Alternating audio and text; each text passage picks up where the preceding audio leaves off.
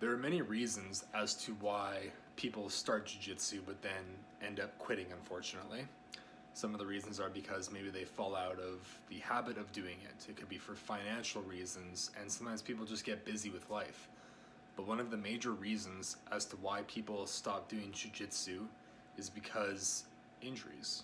Injuries are very common in jiu-jitsu, unfortunately. Most are acute injuries that can heal within a week or two, but sometimes we sustain a life-altering injury that takes us out of jiu-jitsu forever and then even out of our day jobs.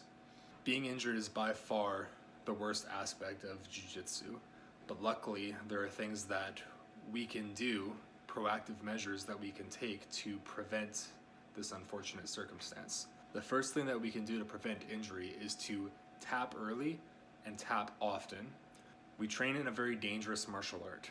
We are learning how to control, choke, and essentially break the limbs of one another if we're not careful. When you step on the jiu-jitsu mats, the ego should be left at the door. There should be no shaming in having to tap out to anybody. Being submitted is nothing more than just an opportunity to learn from your mistakes. Allow your partner to feel good about themselves and let your joints live to fight another day by tapping out early. You may not choose to tap out and save your ego, but in my opinion, I think the ego would be in a lot worse shape if you're sitting in the physiotherapist's office because you didn't want to tap out to a move that you should have. In the practice room, it's never worth it to allow a submission to go on for too long, especially if it causes you to have to take a leave from work or rely on other people to take care of you and take you to your physiotherapist appointment. It's so much better to tap early, tap often, and enjoy a much longer road of jiu-jitsu. Another thing we can do is we can change up our game if we notice that we're getting injured on a consistent basis with the same techniques. For example, if you play a lot of spider guard and you keep experiencing finger injuries, maybe then it's time to work on a little bit of no-gi mount attacks or back takes and allow your fingers to heal in the meantime. It's also very important to give your injuries the amount of time that they need to heal. Something small can turn into something much worse if you don't give it the amount of time that's required to allow it to heal. Injuries will only worsen if they're not dealt with the moment that you start feeling pain.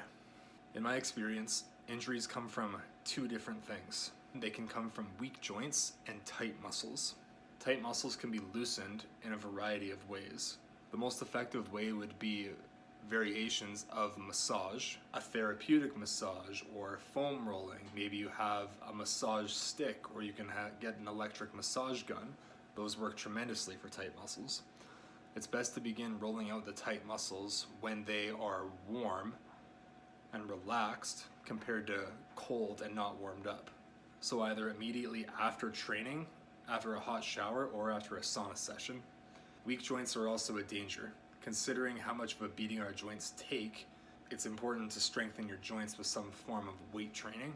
Weight training keeps the joints, ligaments, and bones very strong.